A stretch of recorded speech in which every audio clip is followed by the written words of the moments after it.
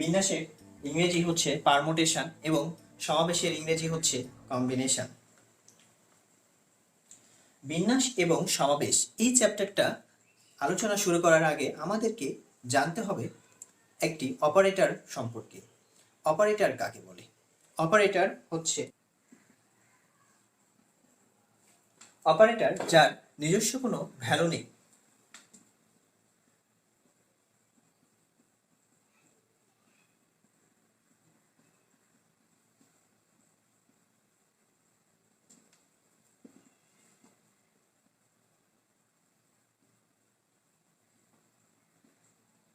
কোনো সংখ্যার আগে, পরে, সামনে, পেছনে, মাঝে বা পাওয়ার আকারে বসে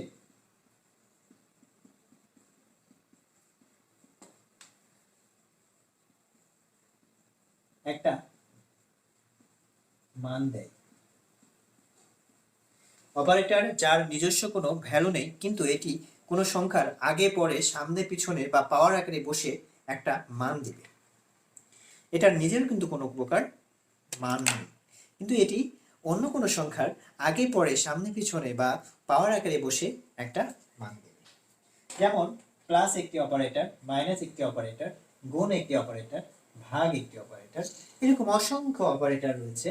যেমন সাইন একটি অপারেটর, লগ একটি অপারেটর, লন একটি অপারেটর, স্কয়ার একটি অপারেটর, কিউব একটি অপারেটর, রুট একটি অপারেটর, এরপর আরো অনেক দেওয়া যায়। যেমন কি হতে পারে? আমি বলি সাইন মানে ইংরেজি শব্দ, অর্থ হচ্ছে পাপ। পাপ কি? মিথ্যা কোনো কিছুই হচ্ছে পাপ। তো ম্যাথমেটিক্সের ভাষায় এই সাইনের পরে যদি 30 ডিগ্রি দেওয়া হয়, তাহলে এই পাপ হয়ে যায় হাফ। পাপটা হয়ে যাচ্ছে হাফ। সাইনের নিজস্ব কোনো ভ্যালু নেই, কিন্তু সাইন 30 ডিগ্রির উপর কাজ করে একটা মান দিয়ে দিয়েছে, সেটা হচ্ছে হাফ। ঠিক তেমনি বলা যায় যে ডাক্তাররা অনেক পড়াশোনা করে বের হয়ে যদি রোগী না দেখে, তাহলে তার কোনো ভ্যালু নেই। তাহলে কি করে ডাক্তাররা? ডাক্তাররা যেটা করে সেটা হচ্ছে যে ডাক্তার অসুস্থ রোগীর উপর দেখে সেই রোগীটাকে ভালো অবস্থার সৃষ্টি করে, অথবা আরো মুমূর্ষ করে তোলে,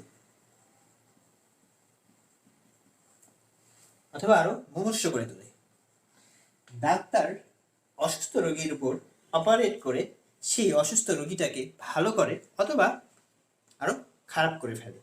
তাহলে ডাক্তারের ভ্যালু তৈরি হচ্ছে তখনই যখন সে অসুস্থ রোগী দেখতেছে এবং তাকে একটা ভালো অবস্থা অথবা খারাপ অবস্থার সৃষ্টি করতেছে, তাহলে এখানে ডাক্তার হচ্ছে অপারেটর। এখন এই বিন্যাস সমাবেশ এই চ্যাপ্টারে একটি নতুন অপারেটরের সঙ্গে আমি তোমাদের পরিচিত করে দেব। সেই অপারেটরটি হচ্ছে ফ্যাক্টোরিয়াল।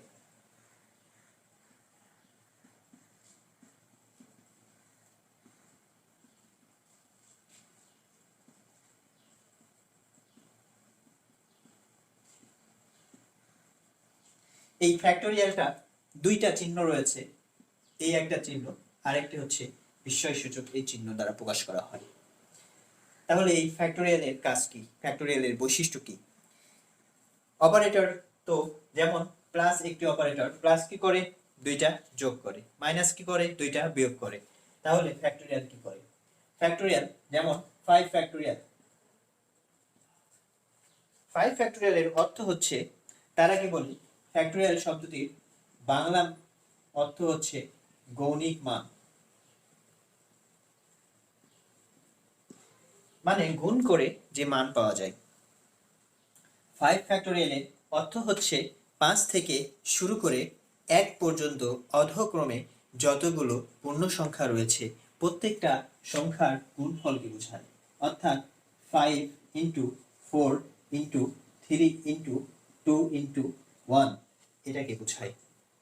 5 ফ্যাক্টোরিয়াল মানে হচ্ছে 5 থেকে শুরু করে 1 পর্যন্ত যতগুলো পূর্ণ সংখ্যা রয়েছে প্রত্যেকটা সংখ্যার গুণফল। তাহলে আমরা 6 ফ্যাক্টোরিয়াল ইকুয়াল টু কি লিখতে পারি? 6 into 5 into 4 into 3 into 2 into 1। অর্থাৎ তাহলে কি দাঁড়াচ্ছে?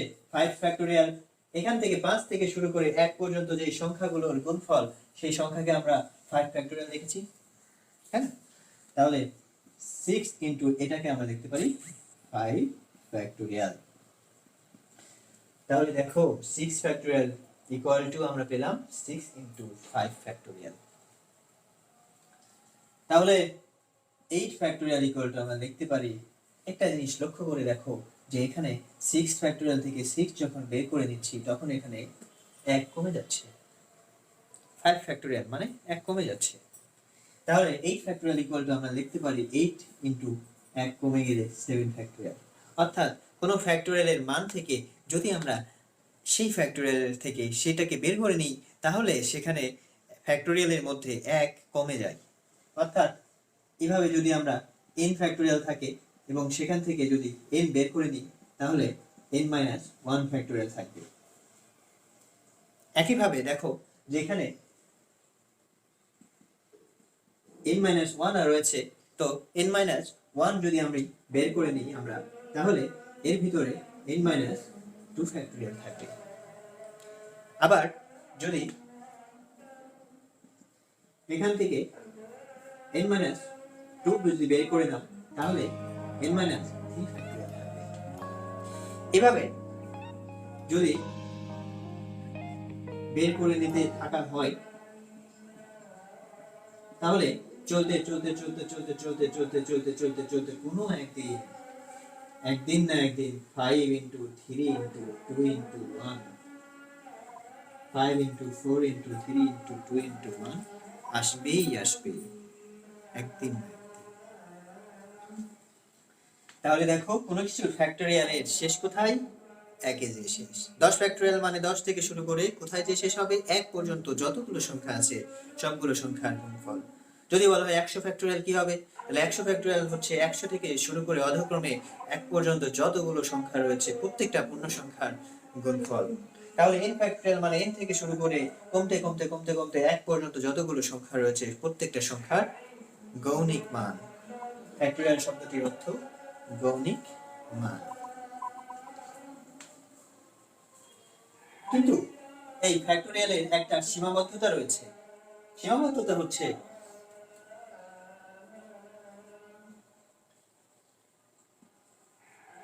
ঋণাত্মক মানের ফ্যাক্টোরিয়াল হয় না।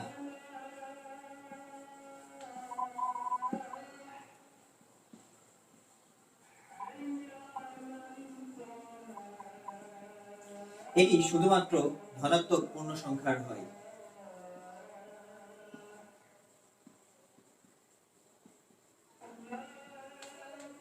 এটা হচ্ছে সীমাবদ্ধতা। তাহলে ঋণাত্মক মানের ফ্যাক্টোরিয়াল কি আসে এটা আমরা দেখব। আরেকটা হচ্ছে জিরোর ফ্যাক্টোরিয়াল কত এটা আমরা দেখব।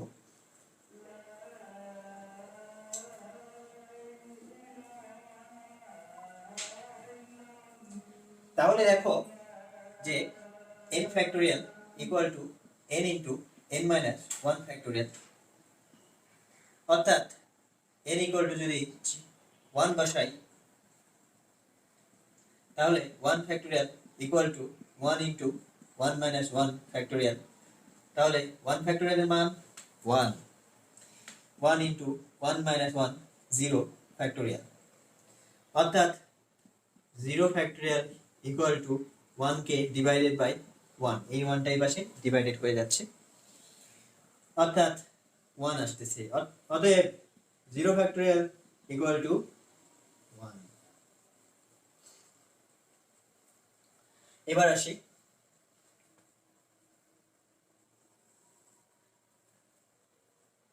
আবার n factorial n into n-1 factorial.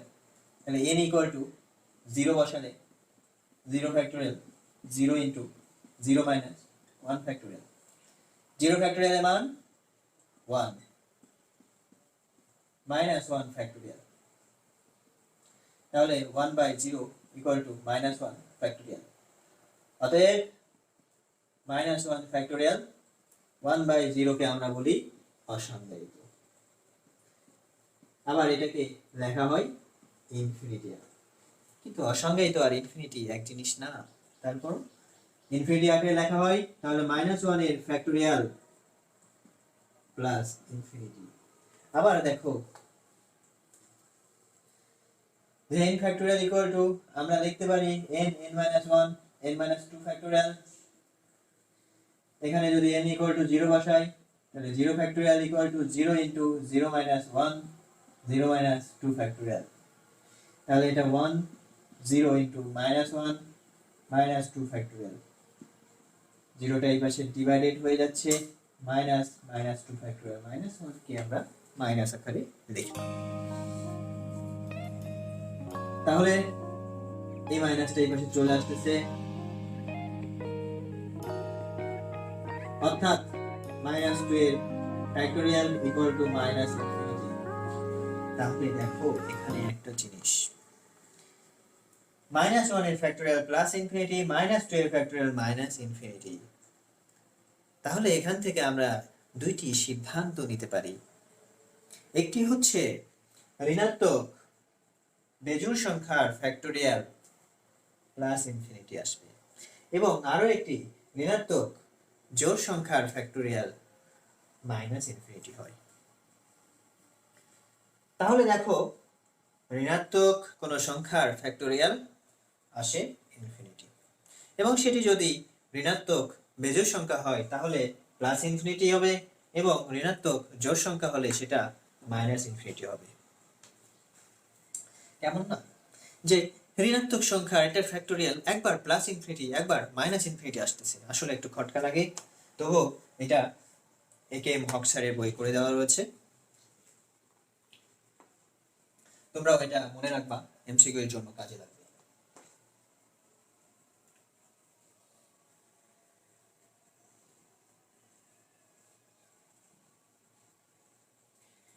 এবার আমরা আসবো বিন্যাস।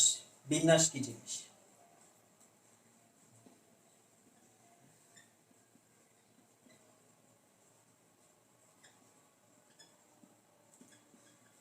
বিন্যাস মানে হচ্ছে সাজানো সংখ্যা,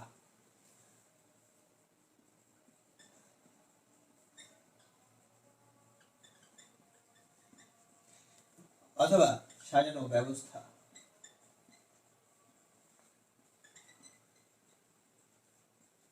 বিন্যাস হচ্ছে সাজানো সংখ্যা অথবা সাজানো ব্যবস্থা।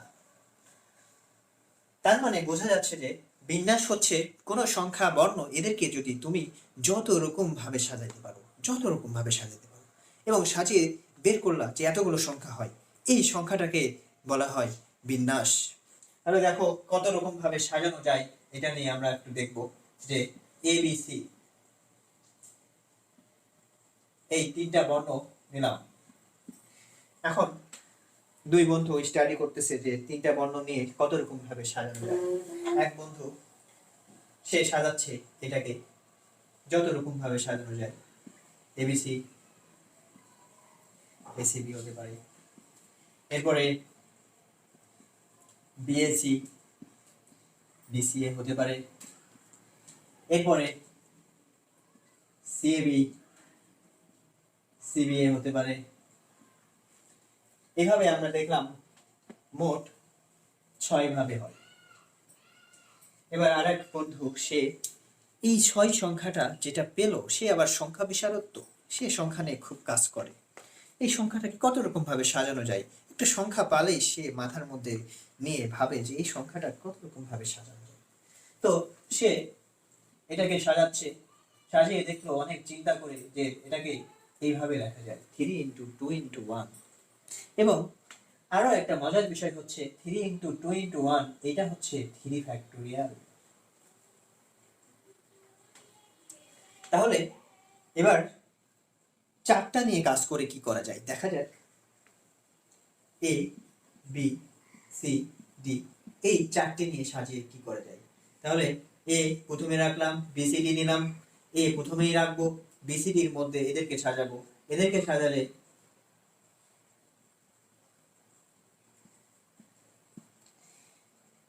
এখানে বি রাখলাম, ডিসি করলাম, আবার এডি বিসি করলাম, আবার এডি সিবি করলাম, আবার এসি বিডি করলাম, আবার এসি ডিবি করলাম।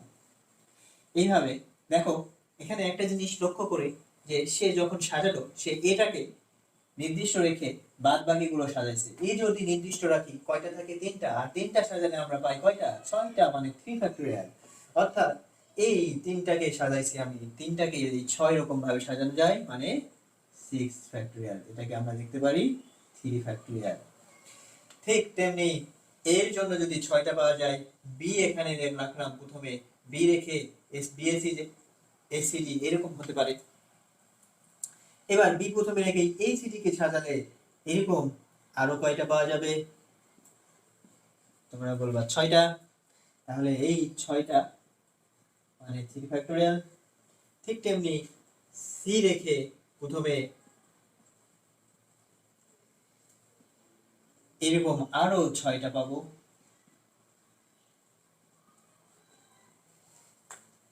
এটাকে আমরা 6 করে লিখতেছি। একইভাবে ডি প্রথমে রেখে আরো 6টি পাবো। তাহলে মোট আসে 24 ভাবে। এই 24 যে সংখ্যা বিশারদ সে এই সংখ্যাটাকে নিয়ে একটু চিন্তা ভাবনা করা শুরু করে দিল। 24 পেয়েছে। এবার এই 24টাকে কত সুন্দরভাবে সাজানো যায়। তো এই 24কে সাজানো যায়, সে অনেক চিন্তা করে দেখা যায় 4 ইন্টু 3 ইন্টু 2 ইন্টু 1, এবং এটাকে আমরা জানি 4 ফ্যাক্টোরিয়াল লেখা যায়। তাহলে দেখো এখানে একটা জিনিস, সুন্দর মজার একটা জিনিস এখানে দেখা গেল, লক্ষ্য করা গেল যে তিনটা নিয়ে যখন সে সাজাইছে তখন পেয়েছে 3 ফ্যাক্টোরিয়াল, এবং যখন এখানে 4টা নিয়ে সাজাইছে তখন সে পেয়েছে 4 ফ্যাক্টোরিয়াল। তাহলে আমরা বলতে পারি, কিন্তু একটা জিনিস এখানে আরো লক্ষণীয়, সেটা হচ্ছে যে কোনোটাই রিপিট নেওয়া হয়নি। দেখো এসিবিটি এ কিন্তু ডাবল নেই, দুইটা কিন্তু এখানে নেই। তার মানে কোনোটাই একের অধিকবার আসবে না, পুনরাবৃত্তি ঘটবে না। পুনরাবৃত্তি না করে ভিন্ন ভিন্ন n সংখ্যক যদি আমরা নিয়ে তাদেরকে যদি সাজাই তাহলে কত হবে? n factorial. 3টা নিয়ে 3 ফ্যাক্টোরিয়াল, 4টা নিয়ে 4 ফ্যাক্টোরিয়াল, 10টা নিলে 10 ফ্যাক্টোরিয়াল হবে। যদি n সংখ্যক নিয়ে সাজাই তাহলে সেটা হবে n ফ্যাক্টোরিয়াল। তাহলে আমরা এই সিদ্ধান্তটা লিখতে পারি এখানে।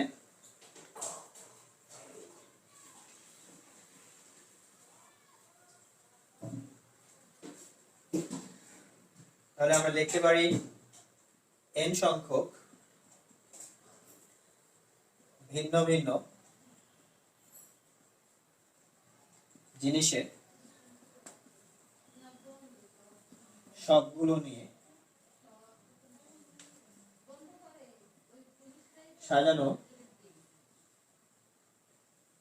সংখ্যা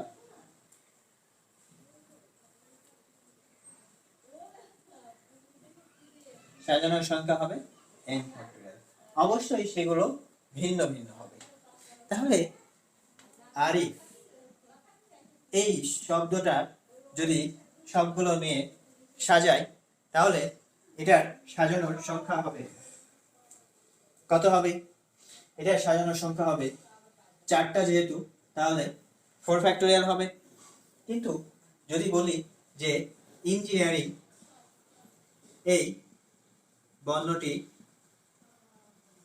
সবগুলো নিয়ে যদি সাজাও তাহলে এর বিন্যাস সংখ্যা কত হবে? তাহলে তুমি বলবা যে ভাইয়া আমরা তো এটা শিখি নাই, কারণ এখানে 4টাই ভিন্ন ভিন্ন ছিল। এখানে 3টা ই রয়েছে, 2টা এন রয়েছে, 2টা আই রয়েছে, এবং জি রয়েছে আরো 2টা। তাহলে এটা কিন্তু আমরা শিখি নাই, এটা আমরা এই কনসেপ্ট দিয়ে সলভ করতে পারবো না। এটার জন্য আমাদের আলাদা আরো একটা কনসেপ্ট দরকার, সেই কনসেপ্টটা আমরা এখন শিখব।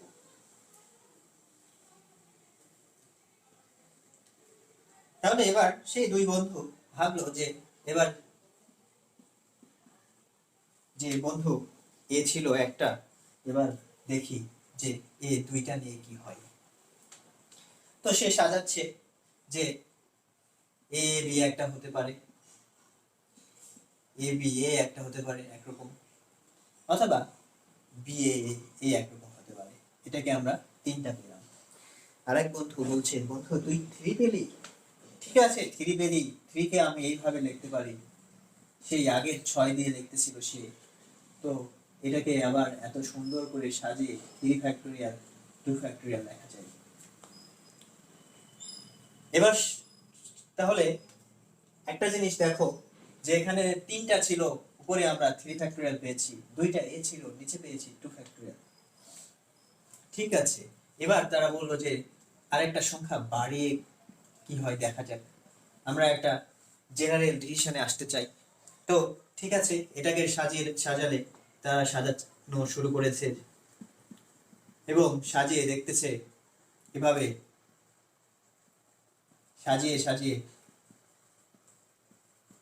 সাজিয়ে সাজিয়ে তারা দেখতেছে যে এবার সংখ্যা এসেছে 12। এবার যে সংখ্যা বিশারদ সে বলতেছে এবার পেলি 12, তো 12কে কি করা যায়?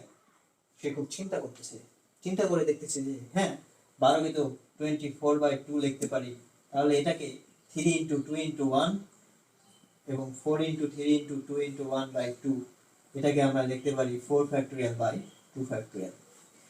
এবার তারা পেল 4 ফ্যাক্টোরিয়াল বাই 2 ফ্যাক্টোরিয়াল। সংখ্যা বর্ণ ছিল 4টি, এখানে বর্ণ ছিল 3টি, তো এখানে যখন 4টি বর্ণ তখন সে পেয়েছে 4 ফ্যাক্টোরিয়াল, 2টি এ কিন্তু কমন রয়েছে, এখানেও কমন রয়েছে, এখানে পেয়েছে 2 ফ্যাক্টোরিয়াল, 2ও কিন্তু এই দুই জায়গায় কমন রয়েছে।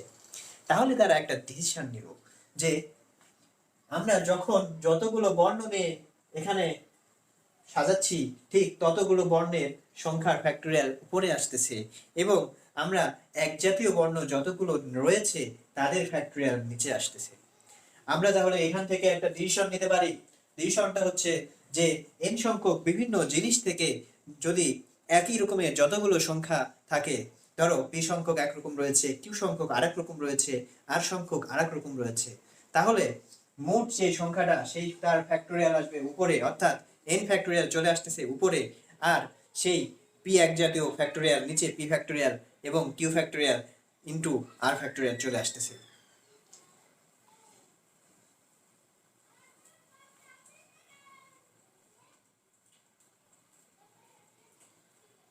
তাহলে আমরা লিখতে পারি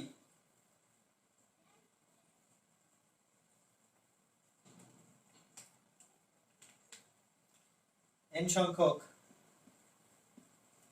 বিভিন্ন জিনিসের মধ্যে p সংখ্যক একরকম, q সংখ্যক আরেক রকম, এবং r সংখ্যক আরেক রকম থাকলে মোট বিন্যাস সংখ্যা n ফ্যাক্টোরিয়াল উপরে যাবে, p factorial into q factorial into r factorial হবে, এটা হবে।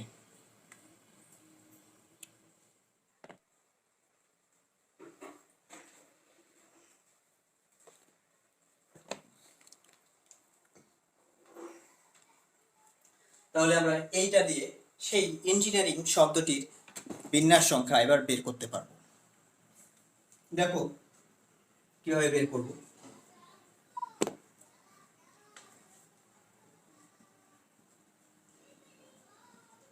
ইঞ্জিনিয়ারিং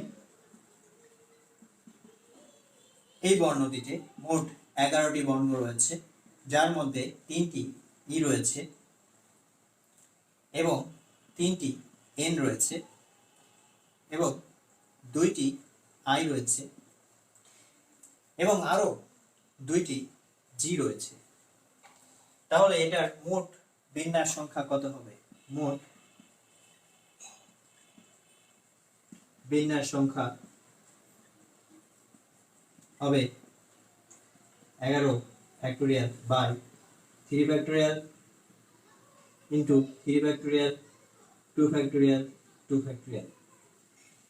এবার তাহলে পৃথিবীতে লক্ষ লক্ষ কোটি কোটি যত বড় সংখ্যা রয়েছে সব সংখ্যার মোট বিন্যাস সংখ্যা তোমরা বের করতে পারবা। Father, mother, college, university, engineering, girlfriend, boyfriend, যত কিছু রয়েছে, যত বর্ণ রয়েছে, প্রত্যেকটা বর্ণের এখানে মোট বিন্যাস সংখ্যা বের করে ফেলতে পারবা। এবং আরো পারবা, দেখো যদি বলা হয় তোমাদের বইয়ের একটি অঙ্ক এটি রয়েছে যে রাজশাহী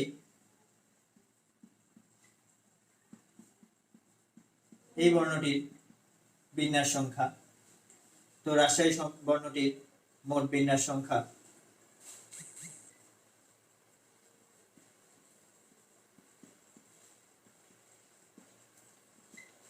কত আসে?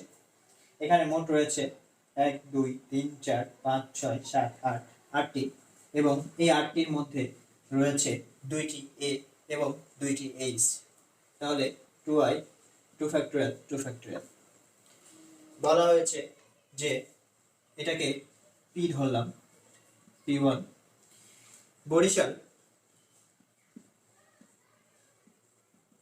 রাজশাহী শব্দটির বিন্যাস সংখ্যা বরিশাল শব্দটির বিন্যাস সংখ্যার কত গুণ, এটা বলা হয়েছে।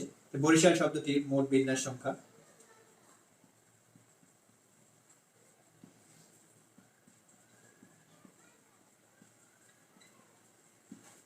এটা আসে, দেখো বরিশাল শব্দটিতে 1 2 3 4 5 6 7 7টিরও বর্ণ রয়েছে 7 ফ্যাক্টোরিয়াল উপরে, এবং 2টি এ রয়েছে 2 ফ্যাক্টোরিয়াল নিচে। তাহলে রাজশাহী শব্দটির বিন্যাস সংখ্যা বরিশাল শব্দটির বিন্যাস সংখ্যার কত গুণ? তাহলে p1 ভাগ p2 করো, অর্থাৎ তাহলে দাঁড়ায়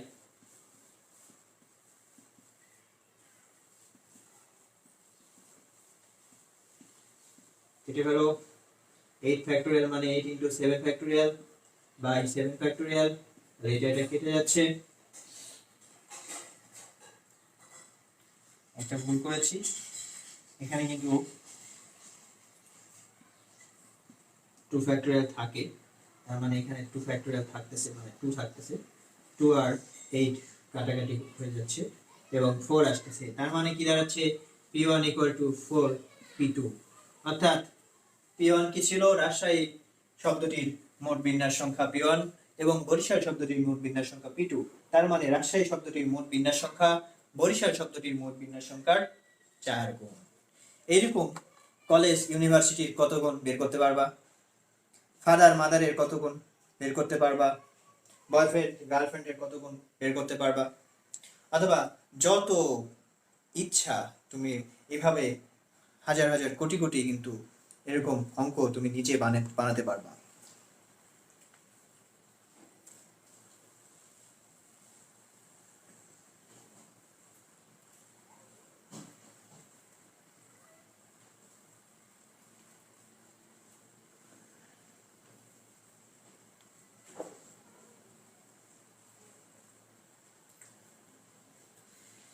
এবারে তোমাদের এইচএসসি যে বইটা রয়েছে বিগত সালের কোশ্চেনগুলো যদি অ্যানালাইসিস করা যায় তাহলে স্বরবর্ণগুলোকে একত্রে রেখে কিংবা টিটাকে প্রথমে রেখে পরে রেখে এরকম টাইপের অঙ্ক অসংখ্যবার এসেছে।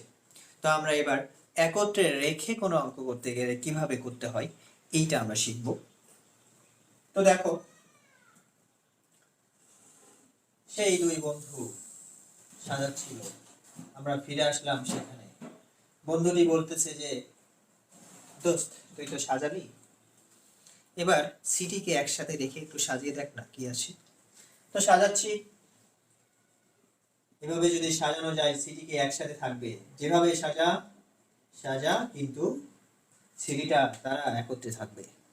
তো এইভাবে যদি সাজানো যায় তাহলে এবিসিডি এভাবে রাখলাম, আবার এসিডি বি রাখলাম, আবার বি এসিডি করলাম, আবার বিসিডি এ করলাম, আবার সিডিটা প্রথমে আনলাম এবি করলাম, আবার সিডি বিয়ে করলাম।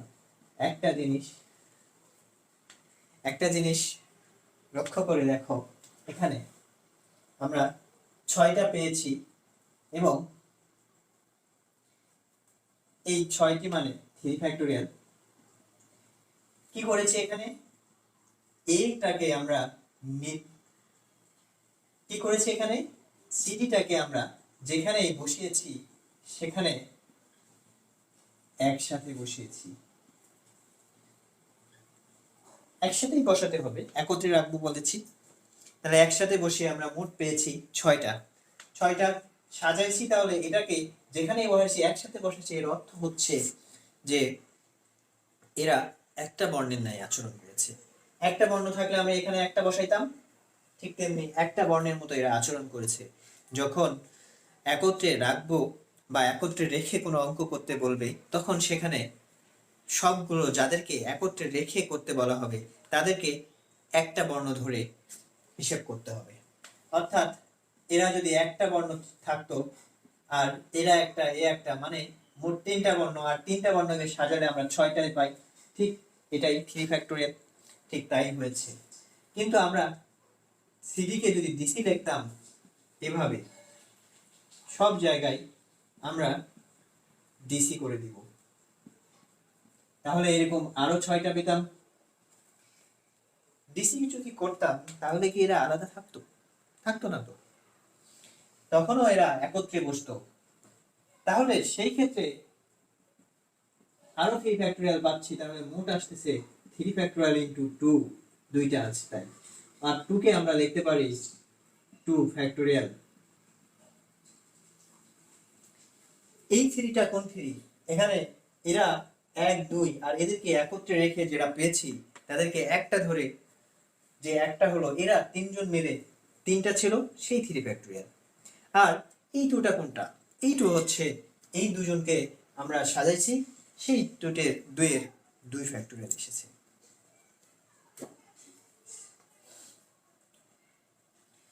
এবার সেই বন্ধুরা ভাবছে যে আমরা একটু বড় করি, একটু বড়ভাবে চিন্তা করে দেখি যে এ বি সি ডি, এইটা আরো একটা নিয়ে কাজ করি, কি আসে। অর্থাৎ সিডিই এবার 3টা একত্রে থাকবে। এই ক্ষেত্রে যদি সাজানো যায় ঠিক একইভাবে A B C D E লিখলাম, একসাথে থাকবে তাই। আবার বি লিখলাম,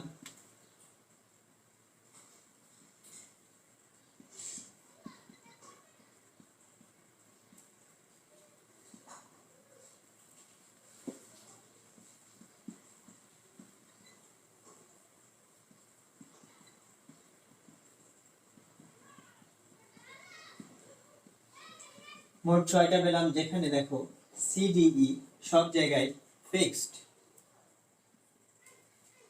কয়টা পেলাম? 6টা। 6টা কেন 6টা আসলো, মানে 3 ফ্যাক্টোরিয়াল। আর 3 ফ্যাক্টোরিয়াল কেন? 3টা হচ্ছে কারণ এটাকে একটা ধরলে 3টাই আসে, সেই 3 ফ্যাক্টোরিয়াল। একইভাবে যদি আমরা এটাকে যদি সাজাতাম সিডি, এরা 3জনকে সাজানো যেত 6 ভাবে, আর 6টা সাজানোর, প্রত্যেকটা সাজানোর জন্যই এরকম আমরা আরো 6টা পেতাম, মানে 3 ফ্যাক্টোরিয়াল পেতাম। এভাবে প্রত্যেকটা সাজানোর জন্যই আরো একটা আসতো, মোট এভাবে আসতো 6টা।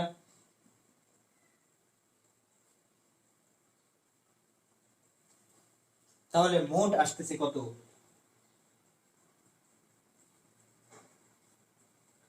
3 ইন্টু 6, অর্থাৎ 3 ফ্যাক্টোরিয়াল ইন্টু 3 ফ্যাক্টোরিয়াল।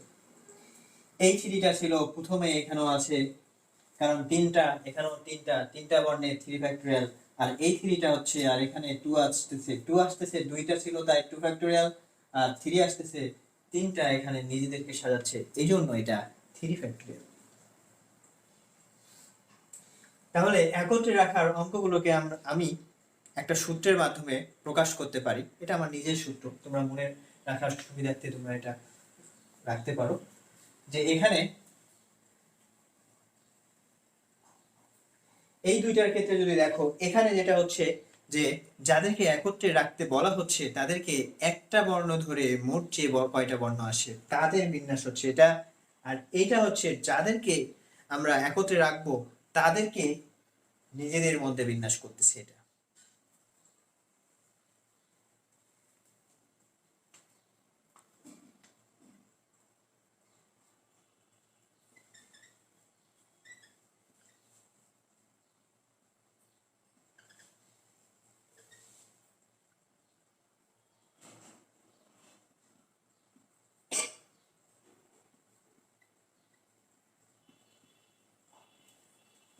একত্রে রেখে বিন্যাস সংখ্যা equal to a into b, এবং এ হচ্ছে যাদেরকে একত্রে রাখতে হবে তাদেরকে একটি বর্ণ ধরে বিন্যাস সংখ্যা, আর বি হচ্ছে যাদেরকে একত্রে রাখতে হবে তাদেরকে তাদের বিন্যাস সংখ্যা, এটা তাদের বিন্যাস সংখ্যা। তাহলে এই দুইটা বিন্যাস সংখ্যার গুণফল হবে। একটা এক্সাম্পলের মাধ্যমে এটা আমি তোমাদের বোঝাবো। ধরো ম্যাথমেটিক্স,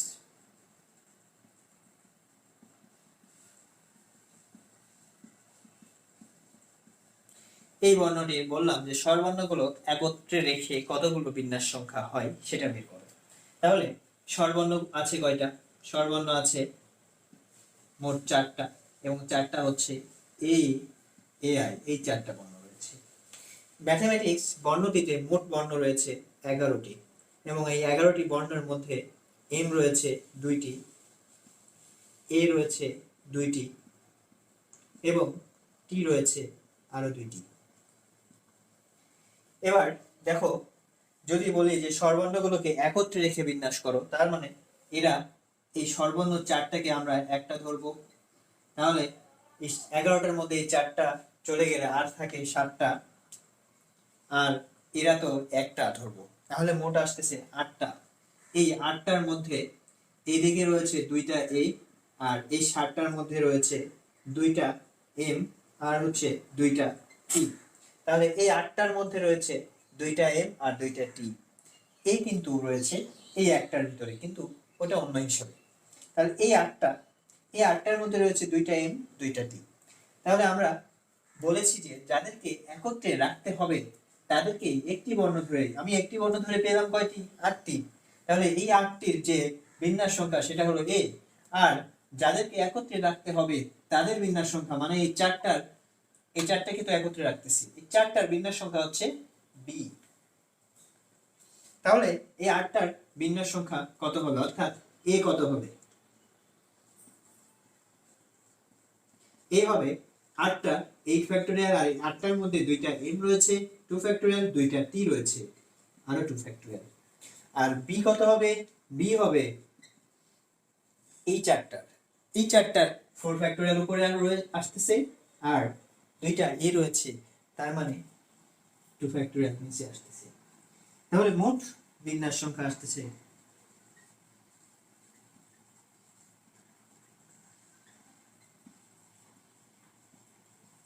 এই দুইটার গুণফল।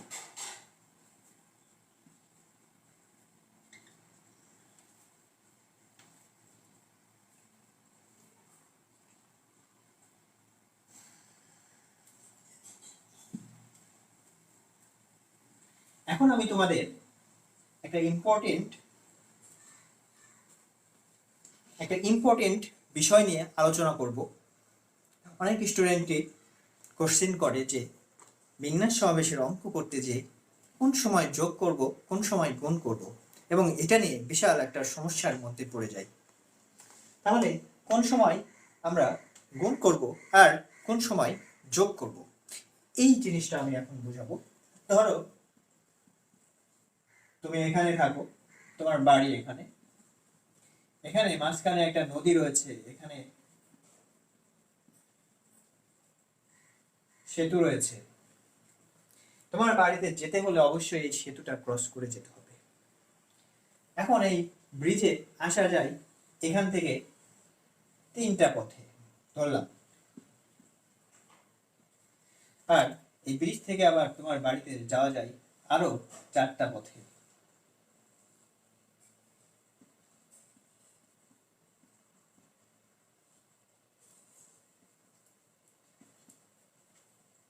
এখন বললাম যে তুমি তোমার বাসায় মোট কয়টি পথে যেতে পারবা, কয়টি উপায়ে যেতে পারবা। সেক্ষেত্রে তুমি হয়তো বলে দিবা যে 3 আর 4 7টা পথে আমি যেতে পারবো, কিন্তু না, এখানে যোগ হবে না। এখানে তাহলে কি হবে দেখো, ধরো তুমি এইখান থেকে এই পথ হয়ে ব্রিজে আসলা, সেখান থেকে এই পথে একটা যেতে পারো, এখানে যেতে পারো, এখানে যেতে পারো, এখানে যেতে পারো। তাহলে এই পথে ধরো তুমি এখান থেকে সেই আমেরিকা হয়ে ব্রিজে বসলা, এখন ব্রিজ থেকে তুমি দার্জিলিং হয়ে বাড়ি গেলা, আবার আমেরিকা হয়ে ব্রিজে হয়ে সেই ইংল্যান্ড হয়ে বাড়ি গেলা, আবার আমেরিকা হয়ে এখানে ব্রিজে আসলা, এখান থেকে ফিনল্যান্ড হয়ে বাড়ি গেলা, আবার এখান থেকে আমেরিকা হয়ে ব্রিজে এসে এখান থেকে জার্মানি হয়ে বাড়ি গেলা। তার মানে আমি কি পাচ্ছি, এই আমেরিকার জন্যই এখান থেকে 4টা উপায়ে আমরা যেতে পারতেছি। তাহলে আমেরিকার জন্য যদি 4টা উপায়ে যাওয়া যায়,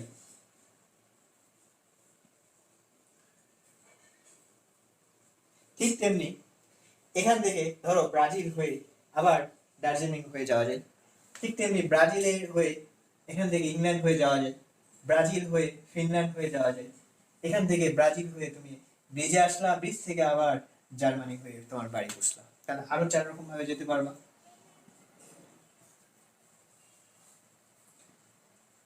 তাহলে প্রথমবার 4টি ছিল, আবার একটা 4টি পেলাম, এরকম এই সি পথের জন্য আরো 4টি পাবো।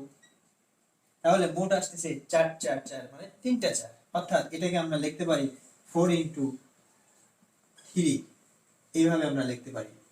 তাহলে এখানে মোট 12 ভাবে যাওয়া যায়। এখানে তাহলে কি হলো, 4 আর 3 গুণ হলো, 4 আর 3 গুণ করলেই আমরা 12 পাই, তাই না? তাহলে এখানে আমরা এইটা গুণ করে পাচ্ছি। কেন গুণ করলাম, কারণটা হচ্ছে যে আমার বাড়ি যাওয়া